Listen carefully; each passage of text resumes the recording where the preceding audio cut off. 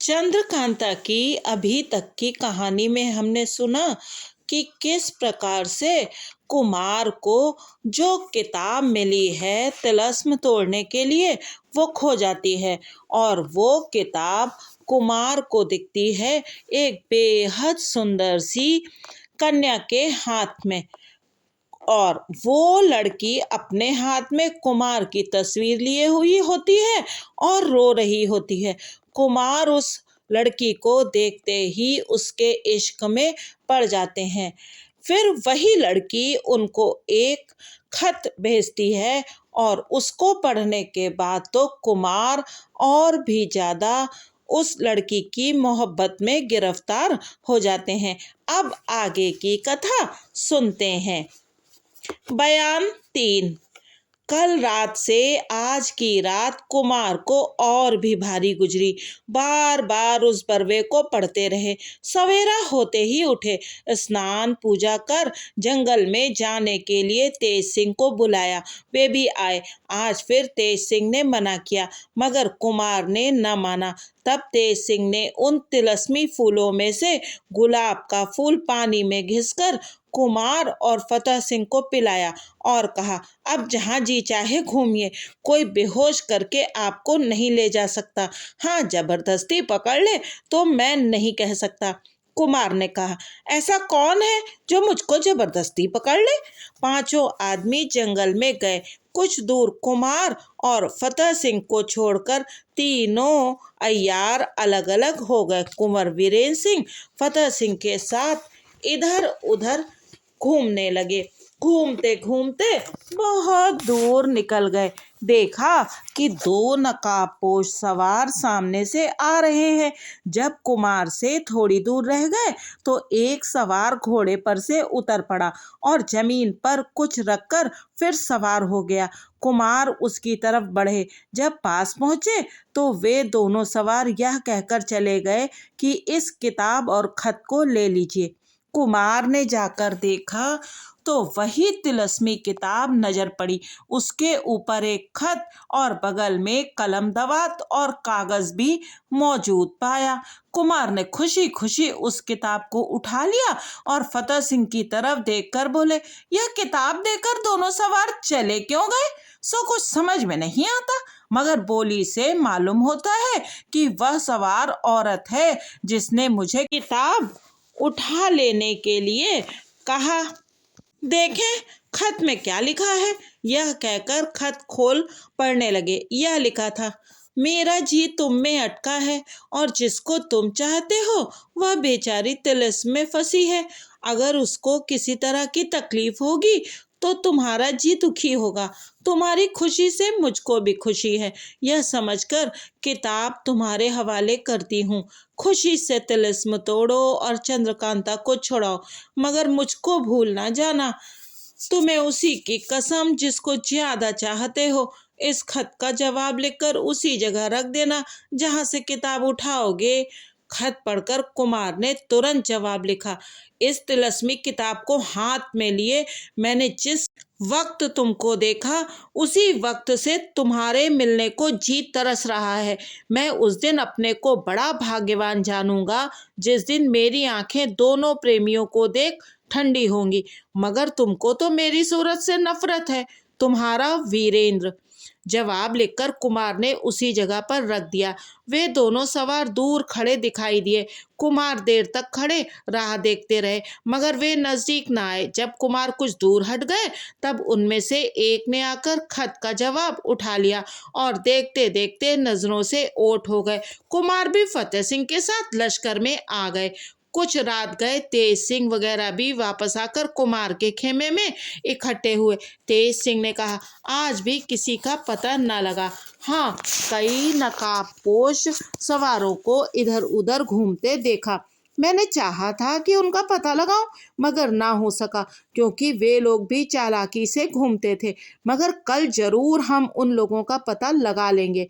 कुमार ने कहा, देखो तुम्हारे किए कुछ ना हुआ मगर मैंने कैसी अय्यारी की कि खोई हुई चीज को ढूंढ निकाला।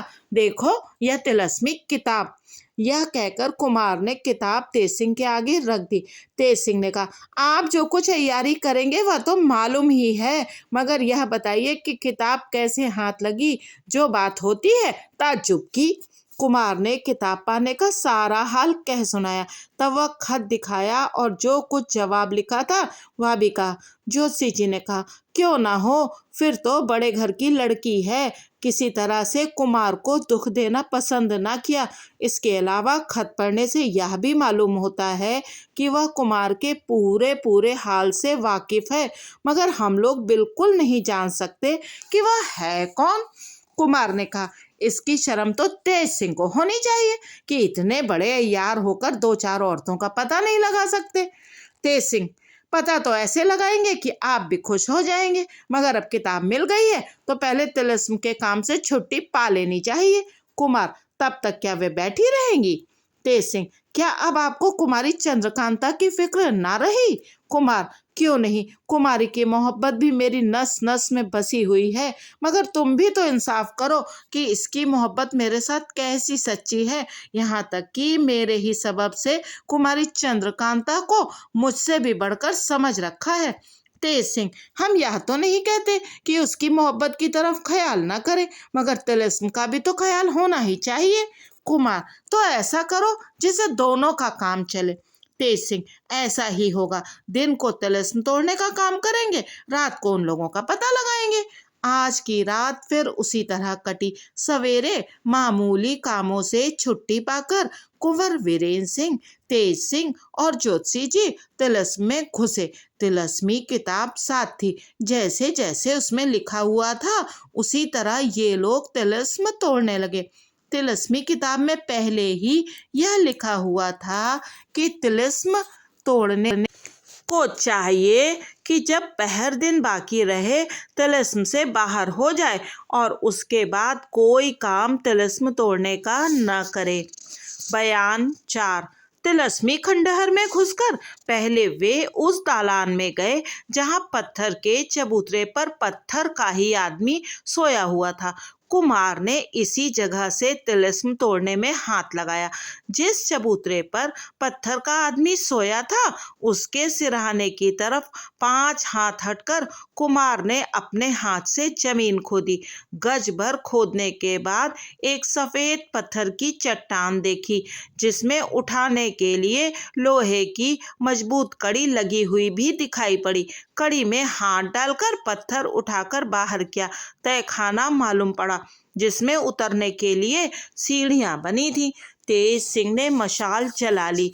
उसी की रोशनी में सभी नीचे उतरे। खूब खुलासी कोठरी देखी। कहीं गर्द या कूड़े का नामो निशान नहीं। बीच में संगमरमर पत्थर की खूबसूरत पुतली एक हाथ में कांटी दूसरे हाथ में हथौड़ी लिए खड़ी थी। कुमार ने उसके हाथ से हथौड़ी कांटी लेकर उसी के बाएं कान में कांटी डाल हथौड़ी से ठोंक दी। इसके साथ ही उस पुतली के होंठ हिलने लगे और उसमें से बाजे की सी आवाज आने लगी। मालूम होता था कि मानो वह पुतली गा रही है। थोड़ी देर तक यही कैफियत रही। यकायक पुतली के बाएं दाएं दोनों अंगों के 2 टुकड़े हो गए। उसके पेट में से 8 अंगुल का छोटा सा गुलाब का पौधा जिसमें कई फूल भी लगे हुए थे और डाल में एक ताली लटक रही थी निकला। इसके साथ ही इसके एक छोटा सा तांबे का पत्र भी मिला जिस पर कुछ लिखा हुआ था। कुमार ने उसे पढ़ा। इस पेड़ को हमारे यहाँ के वैद्य अजायब दत्त ने मसाले से बनाया है। इन फूलों से बराबर गुलाब की खुशबू निकलकर दूर दूर तक फैला करेगी। दरबार में रखने के लिए यह एक नायाब पौधा सौगात के तौर पर वैद्य जी ने तुम्हारे वास्ते रखा है। इसे पढ़कर कुमार बहुत खुश हुए और ज्योतिषी जी की तरफ देखकर बोले, यह बहुत अच्छी चीज़ मुझको मिली। देखिए इस वक्त भी इन फूलों में से कैसी अच्छी खुशबू निकलकर फैल रही है। तेज सिंह, इसमें तो कोई शक नहीं। देवी सिंह, एक से एक बढ़कर कारीगरी दिखाई पड़ती है। अभी कुमार बात कर रहे थे कि कोठरी के एक तरफ का दरवाजा खुल गया। अंधेरी कोठरी में अभी तक इन लोगों ने कोई दरवाजा या उसका निशान नहीं देखा था, पर इस दरवाजे के खुलने से कोठरी में बखूबी रोशनी पहुंची। मशाल बुझा दी गई और ये लोग उस दरवाजे की राह से बाहर हुए। एक छोटा सा खूबसूरत बाग देखा। यह बाग वही था जिसमें चपला आई थी और जिसका हाल हम दूसरे भाग में लिख चुके हैं। तिलस्मी किताब के मुताबिक कुमार ने उस ताली में एक रस्सी बांधी जो पुतली के पेट से निकली थी। रस्सी हाथ में थाम ताली को जमीन में घसीटते हुए कुमार बाग में घूमने लगे। हर एक रविशों और क्यारियों में घूमते हुए एक फव्वारे के पास ताली जमीन से चिपक गई। उसी जगह ये लोग भी ठहर गए। कुमार के कहे मुताबिक सभी ने उस जमीन को खोदना शुरू किया। 2-3 हाथ खोदा था कि ज्योतिषी जी ने कहा, अब पहर भर दिन बाकी रह गया, तिलिस्म से बाहर होना चाहिए। कुमार ने ताली उठा ली और चारों आदमी कोठरी की राह से होते हुए ऊपर चढ़कर उस दालान में पहुंचे जहां चबूतरे पर पत्थर का आदमी सोया था। उसके सिरहाने की तरफ जमीन खोदकर जो पत्थर की चट्टान निकली थी उसी को उलटकर तहखाने के मुंह पर ढांप दिया। उसके दोनों तरफ उठाने के लिए कड़ी लगी हुई थी और उल्टी तरफ एक ताला भी बना हुआ था। उसी ताली से जो पुतली के पेट से निकली थी यह ताला बंद भी कर दिया। चारों आदमी खंडहर से निकल कुमार के खेमे में आए। थोड़ी देर आराम कर लेने के बाद तेज सिंह, देवी सिंह और ज्योतिषी जी कुमार से कहकर वन कन्या की टोह में जंगल की तरफ रवाना हुए। इस समय दिन अनुमानतः 2 घंटे बाकी होगा। ये तीनों अय्यार थोड़ी ही दूर गए होंगे कि एक नकाब पोश जाता हुआ दिखाई दिया। देवी सिंह वगैरह पेड़ों की आड़ दिए उसी के पीछे पीछे रवाना हुए। वह सवार कुछ पश्चिम में हटता हुआ सीधे चुनारगढ़ की तरफ जा रहा था। कई दफा रास्ते में रुका, पीछे मुड़कर देखा और आगे बढ़ा। सूरज अस्त हो गया। अंधेरी रात ने अपना दखल कर लिया। घना जंगल अंधेरी रात में डरावना मालूम होने लगा। अब ये तीनों अय्यार सूखे पत्तों की आवाज पर जो टापों के पड़ने से होती थी जाने लगे। घंटे भर रात जाते जाते उस जंगल के किनारे पहुंच गए। नकाबपोश सवार घोड़े से उतर पड़ा। उस जगह बहुत से घोड़े बंधे थे। उसने वहीं पर अपना घोड़ा भी बांध दिया। एक तरफ घास का ढेर लगा हुआ था, उसमें से घास उठाकर घोड़े के आगे रख दिया और वहां से पैदल रवाना हुआ। उस नकाबपोश के पीछे पीछे चलते हुए ये तीनों अय्यार पहर रात बीते गंगा किनारे पहुंचे। दूर से जल में 2 रोशनियां दिखाई पड़ी। मालूम होता था कि जैसे 2 चंद्रमा गंगा जी में उतर आए हैं। सफेद रोशनी जल पर फैल रही थी। जब पास पहुंचे तो देखा कि एक सजी हुई नाव पर कई खूबसूरत औरतें बैठी हैं। बीच में ऊंची गद्दी पर एक कमसिन नाजुक औरत जिसका रुआब देखने वालों पर छा रहा है बैठी है। उसका चांद सा चेहरा दूर से चमक रहा है। दोनों तरफ महताब जल रहे हैं। नकाबपोश ने किनारे पहुंचकर जोर से सीटी बजाई। इसके साथ ही उस नाव में से इस तरह सीटी की आवाज आई जैसे किसी ने जवाब दिया हो। उन औरतों में से जो उस नाव पर बैठी थी 2 औरतें उठ खड़ी हुईं तथा नीचे उतर एक डोंगी जो उस नाव के साथ बंधी थी खोलकर किनारे ला नकाबपोश को उस पर चढ़ाकर ले गईं। अब ये तीनों अय्यार आपस में बातें करने लगे। तेज सिंह, वाह, इस नाव पर छूटते हुए 2 मेहताबों के बीच ये औरतें कैसी भली मालूम होती हैं। ज्योतिषी, परियों का अखाड़ा मालूम होता है, चलो तैर कर उनके पास चलें। देवी सिंह, ज्योतिषी जी, कहीं ऐसा ना हो कि परियां आपको उड़ा ले जाएं, फिर हमारी मंडली में से एक दोस्त कम हो जाएगा। तेज सिंह, मैं जहां तक ख्याल करता हूँ यह उन्हीं लोगों की मंडली है जिन्हें कुमार ने देखा था। देवी सिंह, इसमें तो कोई शक नहीं। ज्योतिषी जी, तो तैर कर चलते क्यों नहीं? तुम तो जल से ऐसा डरते हो जैसे कोई बूढ़ा आप यूं नहीं डरता हो। देवी सिंह, फिर तुम्हारे साथ आने से क्या फायदा हुआ?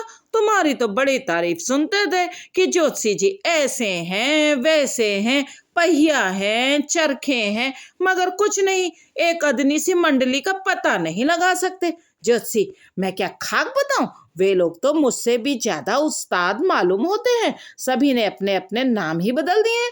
असल नाम का पता लगाना चाहते हैं तो अजीबो गरीब नामों का पता लगता है। किसी का नाम वियोगिनी, किसी का योगिनी, किसी का भूतनी, किसी का डाकिनी। भला बताइए क्या मैं मान लूं कि इन लोगों के यही नाम है? तेज सिंह तो इन लोगों ने अपने नाम क्यों बदल लिए? ज्योतिषी हम लोगों को उल्लू बनाने के लिए। देवी सिंह अच्छा नाम जाने दीजिए, इनके मकाम का पता लगाइए। ज्योतिषी मकाम के बारे में जब रमल से दरियाफ्त करते हैं तो मालूम होता है कि इन लोगों का मकाम जल में है। तो क्या हम समझ लें कि ये लोग जलवासी अर्थात मछली हैं? तेज सिंह ये तो ठीक है, देखिए जलवासी हैं कि नहीं। ज्योतिषी भाई सुनो, रमल के काम में ये चारों पदार्थ हवा, पानी, मिट्टी और आग हमेशा विघ्न डालते हैं। अगर कोई आदमी ज्योतिषी या रम्माल को छकाना चाहे तो इन चारों के हेर फेर से खूब छकाया जा सकता है। ज्योतिषी बेचारा खाक ना कर सके, पोथी पत्रा बेकार का बोझ हो जाए। तेज सिंह यह कैसे? खुलासा बताओ तो कुछ हम लोग भी समझे, वक्त पर काम ही आएगा। ज्योतिषी बता देंगे, इस वक्त जिस काम से आए हो वह करो, चलो तैर कर चलें। तेज सिंह चलो। ये तीनों अय्यार तैर कर नाव के पास गए। बटुआ अय्यारी का कमर में बांधा, कपड़ा लत्ता किनारे रखकर जल में उतर गए। मगर 2-4 हाथ गए होंगे कि पीछे से सीटी की आवाज आई। इसके साथ ही नाव पर जो महताब चल रहे थे बुझ गए, जैसे किसी ने उन्हें जल्दी से जल में फेंक दिया हो। अब बिल्कुल अंधेरा हो गया, नाव नजरों से छिप गई। देवी सिंह ने कहा लीजिए चलिए तैर कर। तेज सिंह यह सब बड़ी शैतान मालूम होती हैं। ज्योतिषी मैंने तो पहले ही कहा था ये सब की सब आफत हैं। अब आपको मालूम ना हुआ कि मैं सच कहता था। इन लोगों ने हमारे नजूम को मिट्टी कर दिया है। देवी सिंह चलिए किनारे, इन्होंने तो बेढप छकाया। मालूम होता है कि किनारे पर कोई पहरेदार खड़ा देखता था। जब हम लोग तैर कर जाने लगे तो उसने सीटी बजाई, बस अंधेरा हो गया। पहले ही इशारा बंधा हुआ था। ज्योतिषी इस नालायक को ये क्या सूझी कि जब हम लोग पानी में उतर चुके तब सीटी बजाई, पहले तो बजाता तो हम लोग भीगते क्यों? ये तीनों अय्यार लौटकर किनारे आए। पहनने के वास्ते अपना कपड़ा खोजते हैं तो मिलते ही नहीं। देवी सिंह ज्योतिषी जी पाँ लागी, लीजिए कपड़े भी गायब हो गए। हाय इस वक्त अगर इन लोगों में से किसी को पाऊं तो कच्चा ही चबा जाऊं। तेज सिंह हम तो उन लोगों की तारीफ करेंगे, खूब अय्यारी की। देवी सिंह हाँ हाँ खूब तारीफ कीजिए, जिसे उन लोगों में से अगर कोई सुनता हो तो आप पर भी रहम करे और आगे ना सताए। ज्योतिषी अब क्या सताना बाकी रह गया, कपड़े तक तो उतरवा लिए। तेज सिंह चलिए अब लश्कर में चलें, इस वक्त और तो कुछ करते बनना पड़ेगा। आधी रात जा चुकी होगी जब ये लोग अय्यारी के सताए बदन से नंग धड़ंग कांपते कलपते लश्कर की तरफ रवाना हुए। बयान 5। तेज सिंह, देवी सिंह और ज्योतिषी जी के जाने के बाद कुंवर वीरेंद्र सिंह इन लोगों के वापस आने के इंतजार में रात भर जागते रह गए। ज्यों ज्यों रात गुजरती थी कुमार की तबीयत घबराती थी। सवेरा होने ही वाला था जब ये तीनों अय्यार लश्कर में पहुंचे। तेज सिंह की राय हुई कि इस तरह नंग धड़ंग कुमार के पास चलना चाहिए। आखिर तीनों उसी तरह उनके खेमे में गए। कुंवर वीरेंद्र सिंह जाग रहे थे, क्षमादान चल रहा था। इन तीनों अय्यारों की विचित्र सूरत देख हैरान हो गए। पूछा यह क्या हाल है? तेज सिंह ने कहा बस अभी तो सूरत देख लीजिए, बाकी हाल जरा दम लेकर कहेंगे। तीनों अय्यारों ने अपने अपने कपड़े मंगवा कर पहने। इतने में साफ सवेरा हो गया। कुमार ने तेज सिंह से पूछा अब बताओ तुम लोग किस बला में फंस गए? तेज सिंह ऐसा धोखा खाया कि जन्म भर याद करेंगे। कुमार वाह क्या? तेज सिंह जिनके ऊपर आप जान दिए बैठे हैं, जिनकी खोज में हम लोग मारे मारे फिरते हैं, इसमें तो कोई शक नहीं कि उनका भी प्रेम आपके ऊपर बहुत है, मगर ना मालूम इतनी छिपी क्यों फिरती हैं और इसमें उन्होंने क्या फायदा सोचा है? कुमार क्या कुछ पता लगा? तेज सिंह पता क्या, आंख से देखा है तभी तो इतनी सजा मिली। उनके साथ भी एक से बढ़कर एक अय्यार हैं। अगर ऐसा जानते तो होशियारी से जाते। कुमार, भला खुलासा कहो तो कुछ मालूम भी हो। तेज सिंह, सब हाल कहा। कुमार सुनकर हंसने लगे और ज्योतिषी जी से बोले, आपके रमल को भी उन लोगों ने धोखा दिया। ज्योतिषी, कुछ ना पूछिए, सब आफत हैं आफत। कुमार, उन लोगों का खुलासा हाल नहीं मालूम हुआ तो भला इतना ही विचार लेते कि शिवदत्त के अय्यारों की कुछ अय्यारी तो नहीं है। ज्योतिषी, नहीं, शिवदत्त के अय्यारों से और उन लोगों से कोई वास्ता नहीं, बल्कि उन लोगों को इनकी खबर भी ना होगी। इस बात पर मैं खूब विचार कर चुका हूँ। तेज सिंह, इतनी ही खैरियत है। देवी सिंह, आज दिन में चलकर पता लगाएंगे। तेज सिंह, तिलस्म तोड़ने का काम कैसे होगा। कुमार, एक रोज काम बंद रहेगा तो क्या होगा। तेज सिंह, इसी से तो मैं कहता हूँ कि चंद्रकांता की मोहब्बत आपके दिल से कम हो गई है।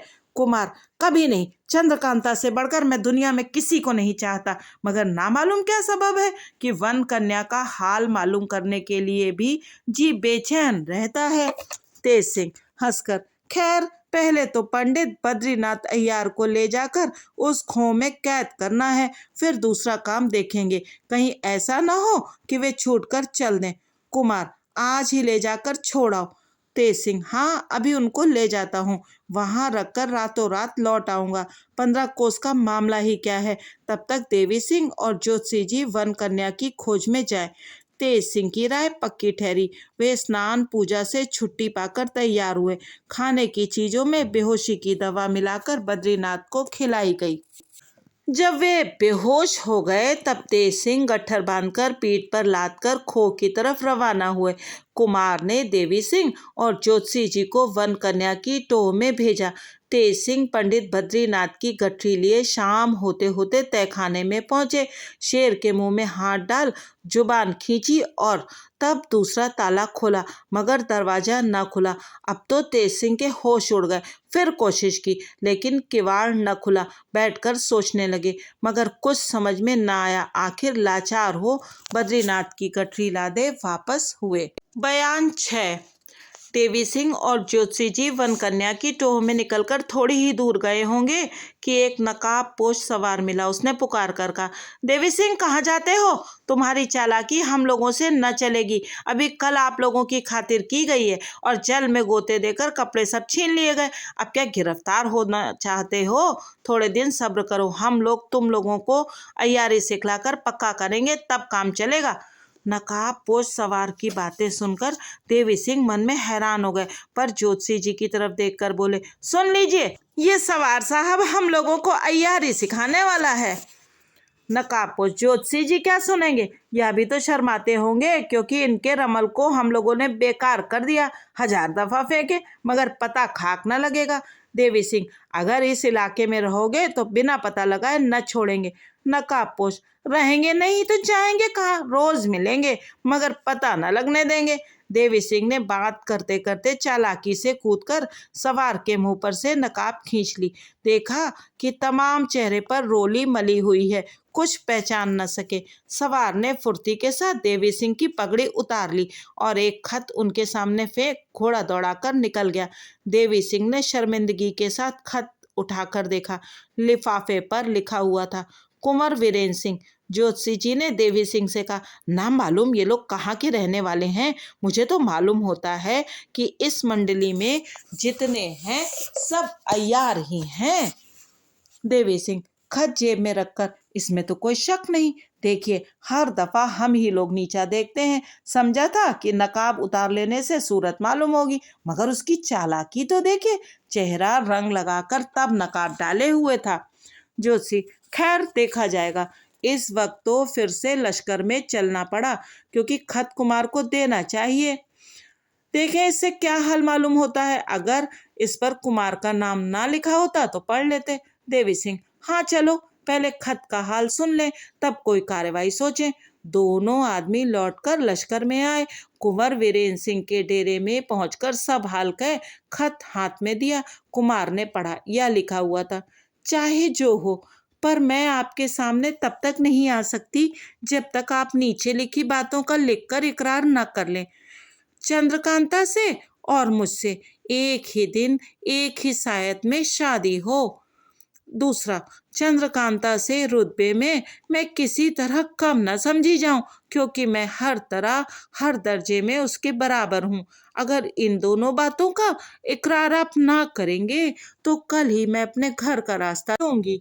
सिवाय इसके यह भी कह देती हूँ कि बिना मेरी मदद के चाहे आप 1000 बरस भी कोशिश करें, मगर चंद्रकांता को नहीं पा सकते। कुमार का इश्क वन कन्या पर पूरे दर्जे का था। चंद्रकांता से किसी तरह वन कन्या की चाह कम न थी, मगर इस खत को पढ़ने से उनको कई तरह की फिक्रों ने आ घेरा। सोचने लगे कि यह कैसे हो सकता है कि कुमारी से और इससे एक ही साथ में शादी हो। वह कब मंजूर करेगी और महाराज जयसिंह ही कब इस बात को मानेंगे। सिवाय इसके यहाँ भी यह लिखा है कि बिना मेरी मदद के आप चंद्रकांता से नहीं मिल सकते। यह क्या बात है। खैर जो भी हो, वन कन्या के बिना मेरी जिंदगी मुश्किल है। मैं जरूर उसके लिखे मुताबिक इकरारनामा लिख दूंगा, बाद में समझा जाएगा। कुमारी चंद्रकांता मेरी बात जरूर मान लेंगी। देवी सिंह और ज्योतिषी जी को भी कुमार ने वह खत दिखाया। वे लोग भी हैरान थे कि वन कन्या ने ये क्या लिखा और इसका जवाब क्या देना चाहिए। दिन और रात भर कुमार इसी सोच में रहे कि इस खत का क्या जवाब दिया जाए। दूसरे दिन सुबह होते होते तेज सिंह भी पंडित बद्रीनाथ अय्यार की गठरी पीठ पर लादे हुए आ पहुंचे। कुमार ने पूछा, वापस क्यों आ गए? तेज सिंह, क्या बताए, मामला ही बिगड़ गया। कुमार, सो क्या? तेज सिंह, तहखाने का दरवाजा नहीं खुलता। कुमार, किसी ने भीतर से तो बंद नहीं कर लिया। तेज सिंह, नहीं, भीतर तो कोई ताला ही नहीं है। ज्योतिषी, दो बातों में से एक बात जरूर है, या तो कोई नया आदमी पहुंच गया जिसने दरवाजा खोलने की कोशिश में बिगाड़ दिया, या फिर महाराज शिवदत्त ने भीतर से कोई चालाकी की है। तेज सिंह, भला शिवदत्त अंदर से बंद करके अपने को और बला में क्यों फंसाएंगे? इसमें तो उनका हर्ज ही है, कुछ फायदा नहीं। कुमार, कहीं वन कन्या ने तो कोई तरकीब नहीं की? तेज सिंह, आप भी गजब करते हैं। कहाँ बेचारी वन कन्या और कहाँ वो तिलस्मी तहखाना। कुमार, तुमको मालूम ही नहीं, उसने मुझे खत लिखा है कि बिना मेरी मदद के तुम चंद्रकांता से नहीं मिल सकते। और भी दो बातें लिखी हैं। मैं इसी सोच में हूँ कि क्या जवाब दूं, और वह कौन सी बात है जिसमें मुझको वन कन्या की मदद की जरूरत पड़ेगी। मगर अब तुम्हारे लौट आने से शक पैदा होता है। देवी सिंह, मुझे भी उन्हीं का कुछ बखेड़ा मालूम होता है। तेज सिंह, अगर वन कन्या को हमारे साथ कुछ फसाद करना होता तो तिलस्मी किताब क्यों वापस कर देती? देखिए उस खत में क्या लिखा है जो किताब के साथ आया था। ज्योतिषी, यह भी तुम्हारा कहना ठीक है। तेज सिंह कुमार से, भला वो खत तो दीजिए जिसमें वन कन्या ने यह लिखा है कि बिना हमारी मदद के चंद्रकांता से मुलाकात नहीं हो सकती। कुमार ने वह खत तेज सिंह के हाथ में दिया। पढ़कर तेज सिंह बड़े सोच में पड़ गए कि ये क्या बात है, कुछ अक्ल काम नहीं करती। कुमार ने कहा, तुम लोग यह जानते ही हो कि वन कन्या की मोहब्बत मेरे दिल में कैसा असर कर गई है। बिना देखे एक घड़ी चैन नहीं पड़ता, तो फिर उसके लिखे मुताबिक इकरारनामा लिख देने में क्या हर्ज है। जब वह खुश होगी तो उससे जरूर ही कुछ न कुछ भेद मिलेगा। तेज सिंह, जो मुनासिब समझो कीजिए। चंद्रकांता बेचारी तो कुछ न बोलेगी, मगर महाराज जयसिंह यह कब मंजूर करेंगे कि एक ही मड़वे में दोनों के साथ शादी हो? क्या जाने वह कौन कहाँ की रहने वाली और किसकी लड़की है। कुमार, उसके खत में तो यह भी लिखा है कि मैं किसी तरह रुतबे में कुमारी से कम नहीं हूँ। ये बातें हो ही रही थी कि चौबदार ने आकर अर्ज किया। एक सिपाही बाहर आया और वह हाजिर होकर कुछ कहना चाहता है। कुमार ने कहा, उसे ले आओ। चौबदार उस सिपाही को अंदर ले आया। सभी ने देखा कि अजीब रंग ढंग का आदमी है। नाटा सा कद, काला रंग, टाट का चपकन पायजामा जिसके ऊपर से लैस टकी हुई, सिर पर दौरी की तरह बांस की टोपी, ढाल तलवार लगाए था। उसने झुककर कुमार को सलाम किया। सभी को उसकी सूरत देखकर हंसी आई, मगर हंसी को रोका। तेज सिंह ने पूछा, तुम कौन हो और कहाँ से आए हो? उस बांके जवान ने कहा, मैं देवता हूँ, दैत्यों की मंडली से आ रहा हूँ। कुमार से उस खत का जवाब चाहता हूँ जो कल एक सवार ने देवी सिंह और जगन्नाथ ज्योतिषी को दिया था। तेज सिंह, भला तुमने ज्योतिषी जी और देवी सिंह का नाम कैसे जाना? बांका, ज्योतिषी जी को तो मैं तब से जानता हूँ जब वे इस दुनिया में नहीं आए थे, और देवी सिंह तो हमारे चेले ही हैं। देवी सिंह, क्यों बे शैतान, हम कब से तेरे चले हुए, बेअदबी करता है? बाका, बेअदबी तो आप करते हैं कि उस्ताद को बे बे करके बुलाते हैं, कुछ इज्जत नहीं करते। देवी सिंह, मालूम होता है कि तेरी मौत तुझको यहाँ ले आई है। बाका, मैं तो स्वयं ही मौत हूँ। देवी सिंह, इस बेअदबी का मजा चखाऊं तुझको? बाका, मैं कुछ ऐसे वैसे का भेजा नहीं आया हूँ, मुझको उसने भेजा है जिसको तुम दिन में 17.5 दफा झुककर सलाम करोगे। देवी सिंह और कुछ कहना ही चाहते थे कि तेज सिंह ने रोक दिया और कहा, चुप रहो, मालूम होता है या कोई अय्यार या मस्खरा है, तुम खुद अय्यार होकर जरा दिल लगी में रंज हो जाते हो। बाका, अगर अब भी न समझोगे तो समझाने के लिए मैं चंपा को बुला लाऊंगा। उस बांके टेढ़े जवान की बात पर सब लोग एकदम से हंस पड़े, मगर हैरान थे कि वह कौन है। अजब तमाशा तो यह कि वन कन्या के कुल आदमी हम लोगों का रत्ती रत्ती हाल जानते हैं और हम लोग कुछ नहीं समझ सकते कि वे कौन है।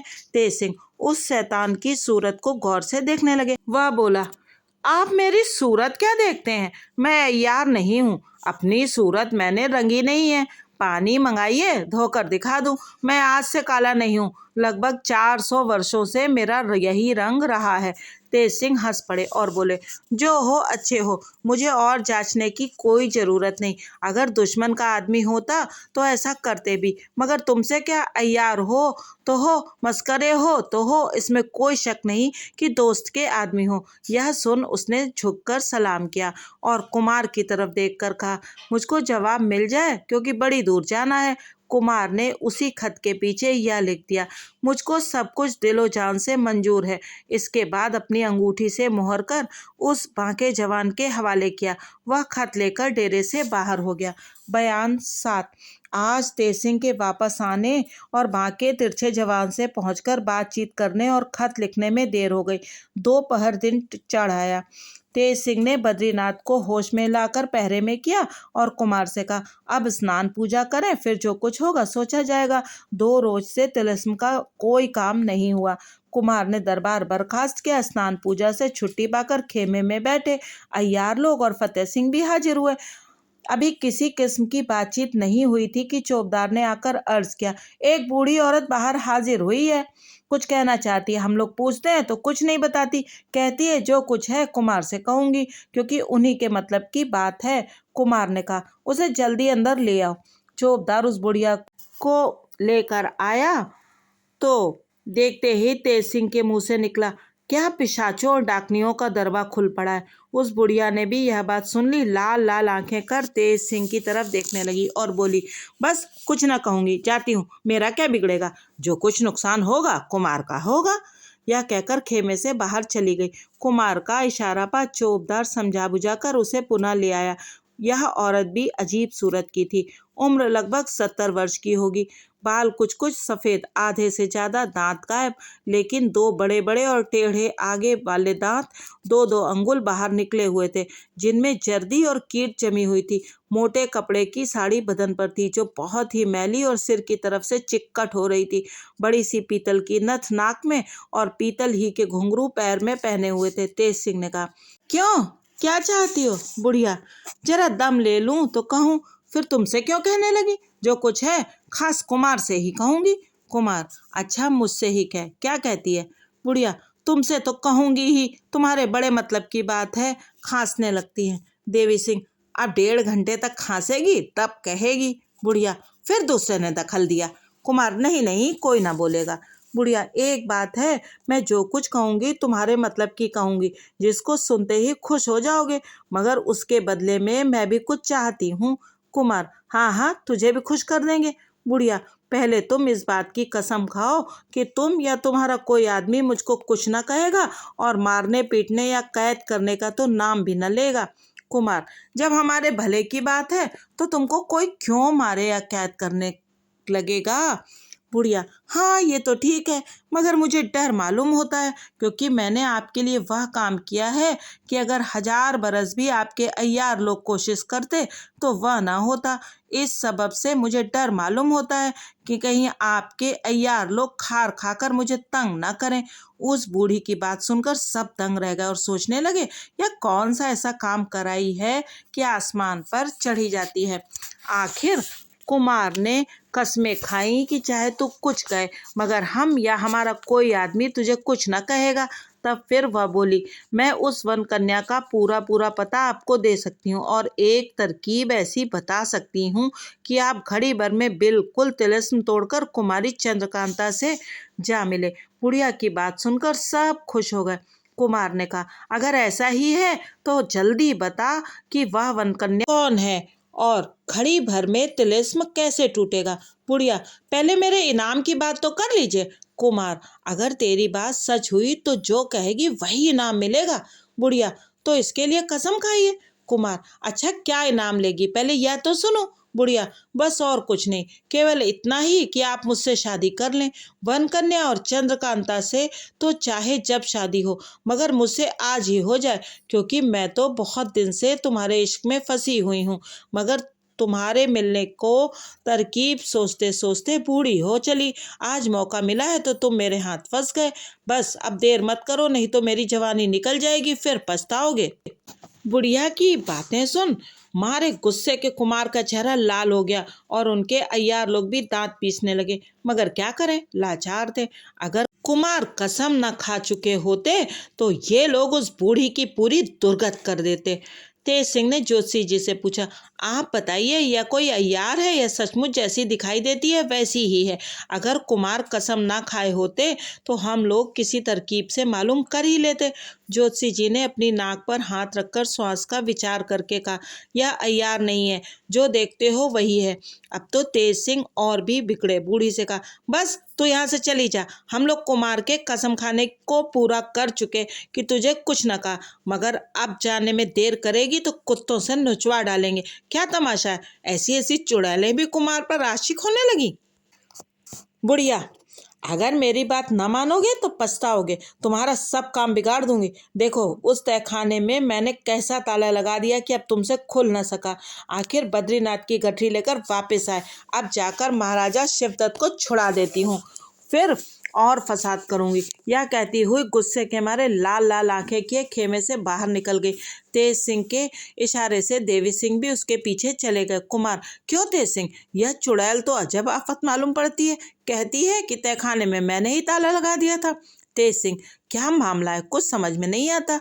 ज्योतिषी, अगर इसका कहना सच है तो हम लोगों के लिए ये एक बड़ी भारी बला पैदा हुई। तेज सिंह, इसकी सच्चाई झुटाई तो शिवदत्त के छूटने ही से मालूम हो जाएगी।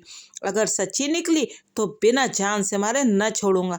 ज्योतिषी, ऐसी को मारना ही जरूरी है। तेज सिंह, कुमार ने कुछ यह कसम तो खाई नहीं है कि जन्म भर कोई उसको कुछ न कहेगा। कुमार लंबी सांस लेकर, हाय आज मुझको ये दिन भी देखना पड़ा। तेज सिंह, आप चिंता न कीजिए, देखिए तो हम लोग क्या करते हैं। देवी सिंह उसके पीछे गए ही हैं, कुछ पता लगाए बिना ना आएंगे। कुमार, आजकल तुम लोगों की अय्यारी में जंग लग गई है, कुछ वन कन्या का पता लगाया, कुछ अब डाकनी की खबर लगाओगे। कुमार की बात तेज सिंह और ज्योतिषी जी को तीर के समान लगी, मगर कुछ बोले नहीं, सिर्फ उठकर खेमे के बाहर चले गए।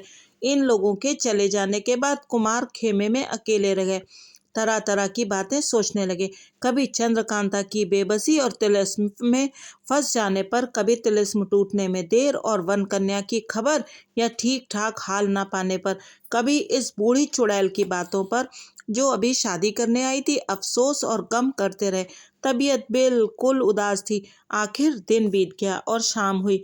कुमार ने फतेह सिंह को बुलाया। जब वे आए तो पूछा, तेज सिंह कहाँ हैं? उन्होंने जवाब दिया, मालूम नहीं, ज्योतिषी जी को साथ लेकर कहीं गए हैं। बयान 8।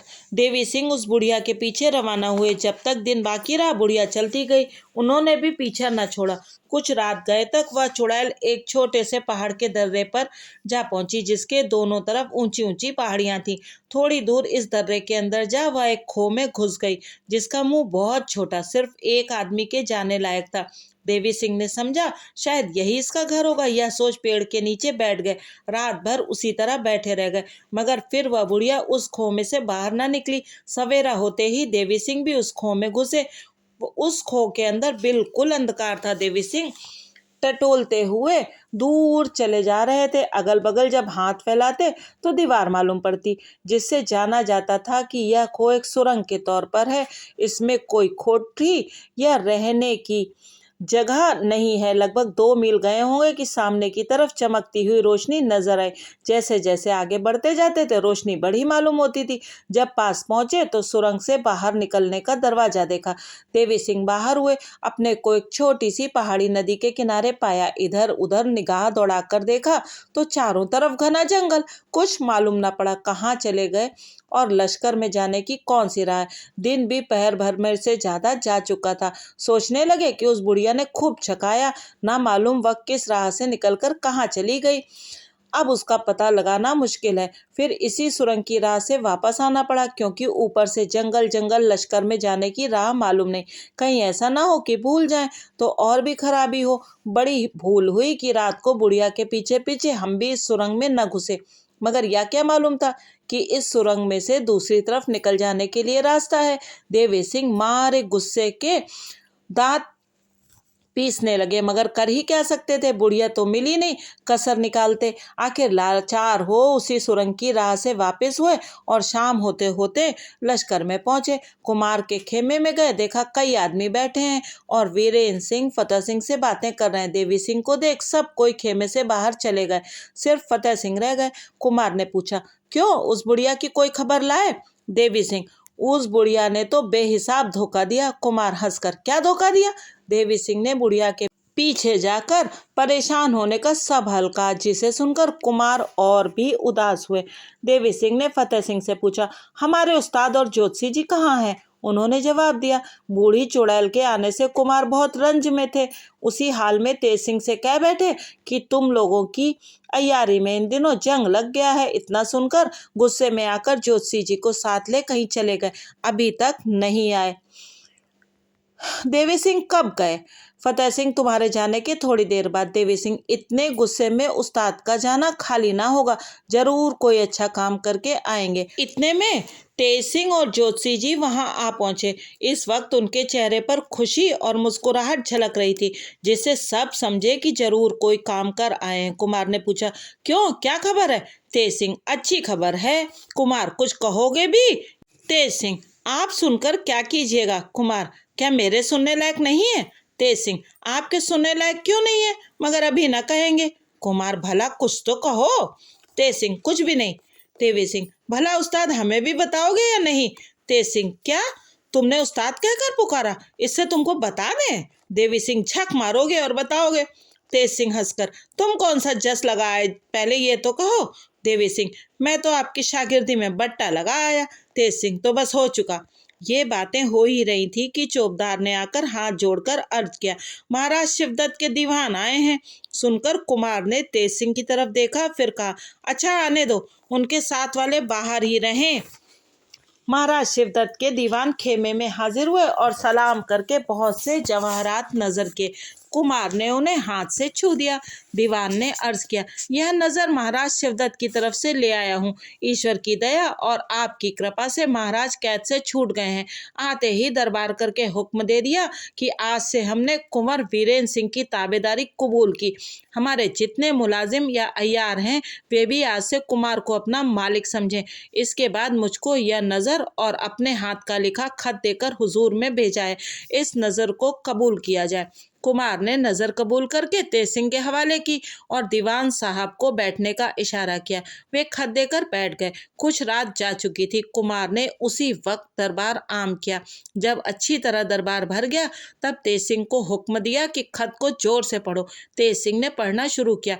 लंबे चौड़े सिरनामे के बाद यह लिखा था, मैं किसी ऐसे सबब से उस तहखाने की कैद से छूटा जो आप ही की कृपा से छूटना कहला सकता है। आप जरूर इस बात को सोचेंगे कि मैं आपकी दया से कैसे छूटा। आप ही ने तो कैद किया था, तो ऐसा सोचना न चाहिए। किसी सबब से मैं अपने छूटने का खुलासा हाल नहीं कह सकता और ना हाजिर ही हो सकता हूँ, मगर जब मौका होगा और आपको मेरे छूटने का हाल मालूम होगा, यकीन हो जाएगा कि मैंने झूठ नहीं कहा था।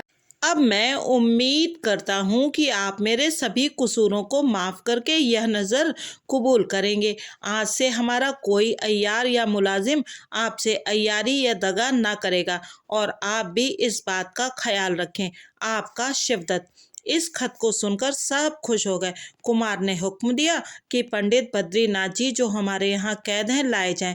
जब वे आए तो कुमार के इशारे से उनके हाथ पैर खोल दिए गए। उन्हें भारी खिलत पहनाकर दीवान साहब के हवाले किया गया और हुक्म दिया गया कि आप 2 रोज यहाँ रहकर चुनारगढ़ जाएं। फतेह सिंह को उनकी मेहमानदारी के लिए हुक्म देकर दरबार बर्खास्त किया गया। आज चंद्रकांता की कहानी को यहीं पर विराम देते हैं। अगले अंक में सुनेंगे कि किस प्रकार से तिलिस्म कुमार ने तोड़ा और वो बुढ़िया कौन थी और वन कन्या कौन है। तब तक इस चैनल को सब्सक्राइब कीजिए और वीडियो को लाइक अवश्य कीजिए। धन्यवाद।